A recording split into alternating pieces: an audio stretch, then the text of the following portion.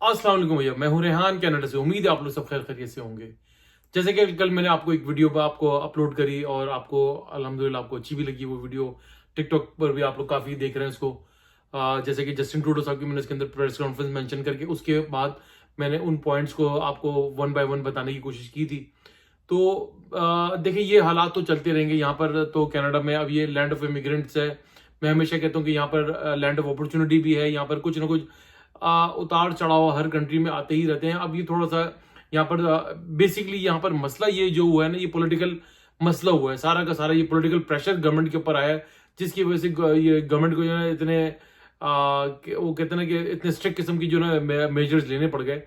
तो ये सब तो बातें चलती रहेंगी। मैं हम चलते हैं अपने मेन टॉपिक की तरफ।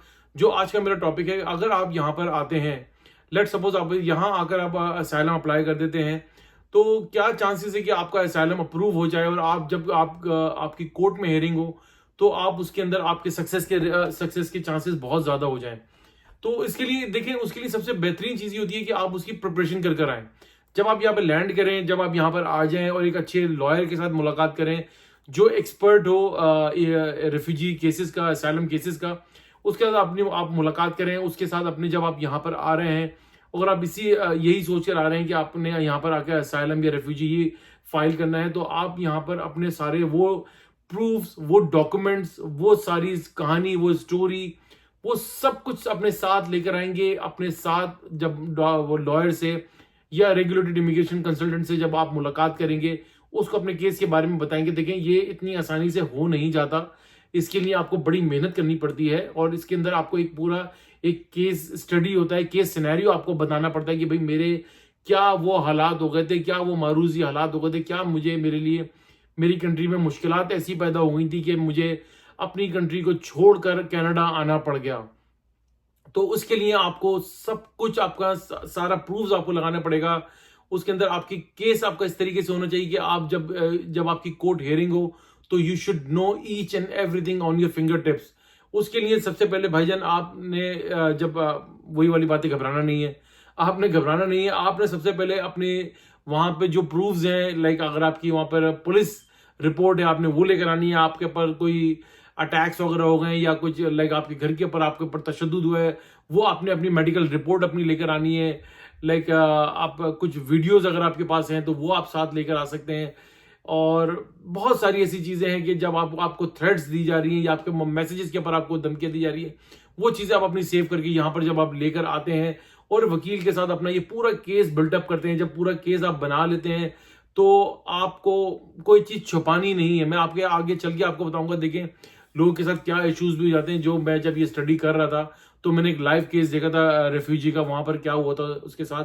तो एनीवे उसको हम आगे चल के डिस्कस करेंगे।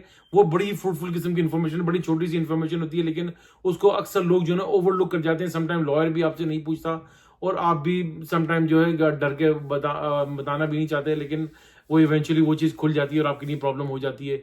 तो ये जब आप पूरा केस जब आप स्टडी बना लेते हैं कि अपने लॉयर या इमिग्रेशन कंसल्टेंट के साथ जब आप केस अपना फाइल कर देते हैं और जब आपकी हेयरिंग आती है, देखिए जब आप हेयरिंग जब आती है और जब आप वहां पे बैठते हैं तो एक गवर्नमेंट का लॉयर आता है जो आपसे क्रॉस क्वेश्चनिंग करता है और एक आपका वकील होता है जो आपके साथ बैठ के आपको सपोर्ट कर रहा होता है। लेकिन जो गवर्नमेंट का वकील होता है वो आपसे एक एक ऐसी ऐसी बातें पूछते हैं कि आप यू विल बी सरप्राइज। और आपने इन चीजों के अंदर अपनी जो केस आपने बिल्ड किया है वो आपको कहते हैं ना कि हिफ्ज होना चाहिए आपके दिमाग के अंदर, जो ना वो बसा हुआ होना चाहिए कि उसके अंदर। स्पेशली सबसे ज्यादा जो लोग फंसते हैं वो डेट्स के अंदर आके फंसते हैं।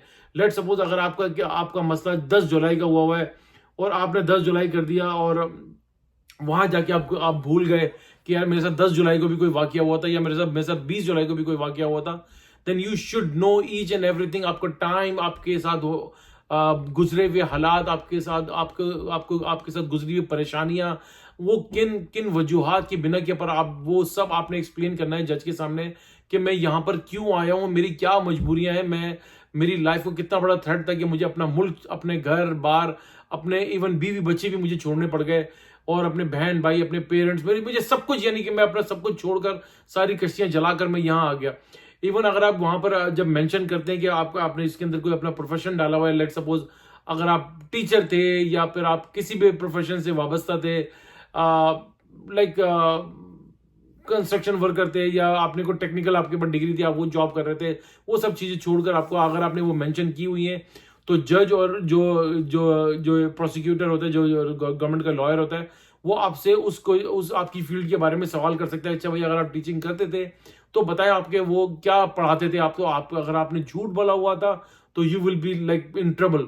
और अगर आप लेट सपोज अगर आपने 10 जुलाई का डेट डाली हुई है कि मैं 10 जुलाई के साथ को मेरे साथ ये वाकया हो गया था, और वो जो सामने वाले वकील ने आपसे सवाल करा, अच्छा 15 तारीख को आपके साथ क्या हुआ था, 15 जुलाई को, ये सब बातें होते होते तो बीच में क्वेश्चन डेट डाल देते हैं। अच्छा 15 तारीख को आपने बोला कि यार हाँ 15 तारीख को यार मैं ऐसे वहां से गुजर रहा था, आपने जैसे मैं है बे करा, वो आपको ट्रैक कर लेगा, क्योंकि 15 तारीख को तो आपके साथ कोई वाकया ही नहीं हुआ, आपने तो 10 जुलाई की डेट डाली हुई थी। तो यू शुड नो, अगर आप वो बोलते हैं कि 15 जुलाई को, आप बोले भाई 15 जुलाई मेरे साथ, मुझे तो 10 जुलाई को मेरे साथ वाकया हुआ था, 10 ऑफ जुलाई को मेरे साथ ये इंसिडेंट हुआ था, 15 को तो मैं घर में चुप गया था, मैंने 15 डेट तो मेंशन ही नहीं की, ये मेरी डेट्स है इन लाइक वो उसके ऊपर फिर वो बैकफुट के ऊपर जाएगा।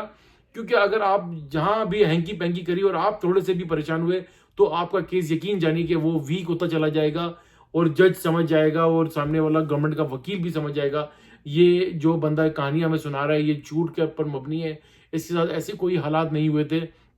और वो आपको नॉर्मली वो आपका केस जो है डिसमिस करते थे और आपको डेपुटेशन की लेटर निकाल देते हैं। डेपुटेशन की लेटर निकालने का मकसद ये था कि आपको भाई हर हाल में फिर आपने वापस चले जाना है। देखिए मैं अब आपको बताऊं कि केस होता क्या है। जब मैं स्टडी कर रहा था इस चीज़ की, तो हमें एक सिनेरियो दिया गया कि एक बंदा था जो अपनी कंट्री से यहाँ भाग कर आया और उसने रेफ्यूजी फाइल करा, और अपने उसके बीवी बच्चे वो अपनी कंट्री में ही थे, और वो यहाँ पर आकर काम करने लग गया और उस रेफ्यूजीज ने फाइल किया था। जब उसकी डेट आई तो जज के सामने उसके जब पेश किया गया, तो उसने जज ने कहा कि मैं कैसे तुम्हारी बात के ऊपर यकीन कर लूं कि तुम्हारे हालात वहां पर खराब हैं और क्या नाम है, तुम वापस चले जाओगे तो तुम्हारी जान को भी खतरा हो जाएगा।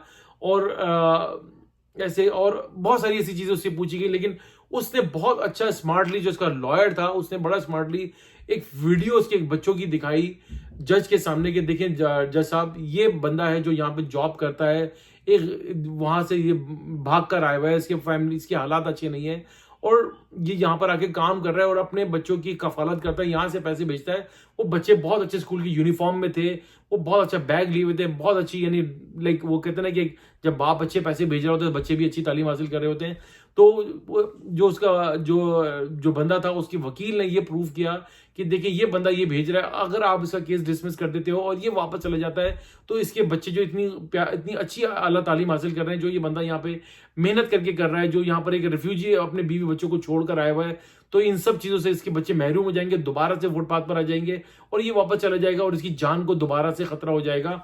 तो ये वो केस था जिसके ऊपर जज ने जो है अपना फैसला उस वक्त रोका और उस बंदे के हक में ये फैसला दिया कि नहीं, ये बंदा यहाँ पर आके मेहनत से भी काम कर रहा है और इसका जेन्युइन इशू, और इसके बीवी बच्चे वहां पर उनकी कफालत करता है और यहाँ से वो पैसे भेजता है, जिसकी वजह से इसके बच्चे एक अच्छे बेटर फ्यूचर के लिए, एक अच्छी हेल्दी लाइफ और एक अच्छी एजुकेशन ले रहे हैं। तो ये आपका वकील के ऊपर डिपेंड करता है कि वो कितना स्मार्ट है। एक केस ऐसा ही एक और था जिसमें एक औरत यहाँ पर थी, वो उसने आकर रिफ्यूजी फाइल किया हुआ था, और वो भी मैंने एक लाइव केस रखा था, मुझे जितना याद है 3-4-5 साल पुरानी बात हो गई है।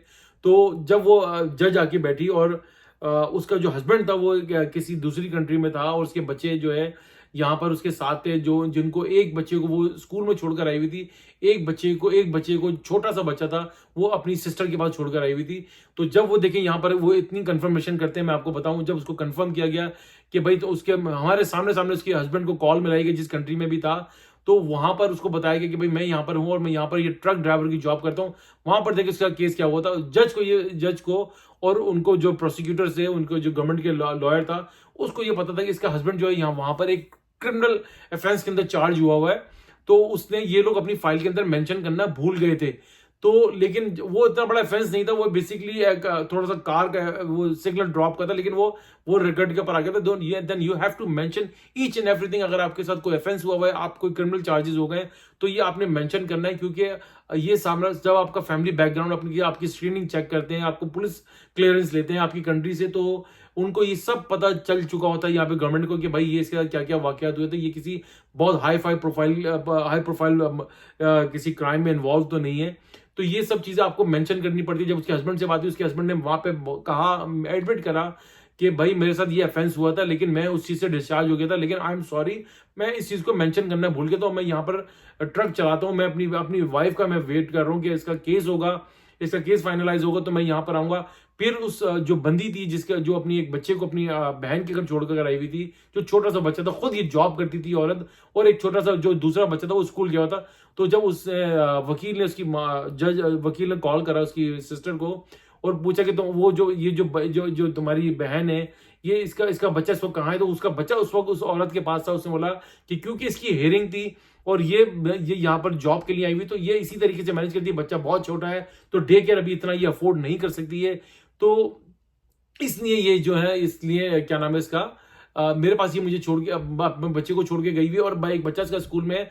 देन ये यहाँ से जब ये केस से फाइनलाइज होगा तो फिर ये दोबारा जॉब पर जाएगी, और उसके बाद जो है उसको वहां से अपने बच्चे को पिक करेगी, फिर मैं वो बच्चे को घर लेकर आएगी, फिर मैं इसके बच्चे को उसको हैंड ओवर करूंगी, फिर मैं उसकी सिस्टर ने कहा कि मैं जॉब पर जाऊंगी, क्योंकि सिस्टर तो स्टेटस के ऊपर थी यहाँ पर।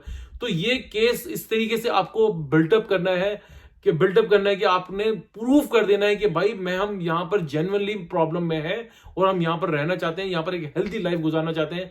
और उस वक्त फिर जज ने हमारे सामने सामने उस बंदी का केस अप्रूव करा, एंड शी स्टार्ट क्राइंग, उसकी खुशी के आंसू से रो रही थी। उसका हस्बैंड फोन के पड़ता है, दे वर क्राइंग लाइक, यकीन करें कि हम भी बड़े इमोशनल हो गए थे। वो उसका केस फाइनलाइज हो गया था। तो वो अल्हम्दुलिल्लाह, देखिए ये होते हैं केस जिस तरीके से आपको बनाए जाते हैं।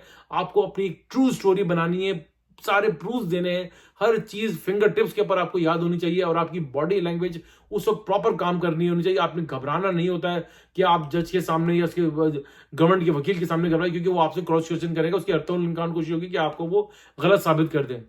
तो उम्मीद है आज का व्लॉग आपको मेरा पसंद आया होगा। वीडियो अच्छी लगे तो प्लीज लाइक करें, सब्सक्राइब करें, बेल आइकन का बटन जरूर दबाइएगा, शेयर करना ना भूलिएगा। दुआ दीजिए, दुआ लीजिए, दुआ में बड़ी ताकत है, सदका खैरात चैरिटी करते रहा कीजिए, ये आपको बड़ी बड़ी परेशानियों आफात से बचाती है इंशाअल्लाह ताला। नेक्स्ट व्लॉग के साथ फिर हाजिर होऊंगा, तब तक के लिए अल्लाह हाफिज।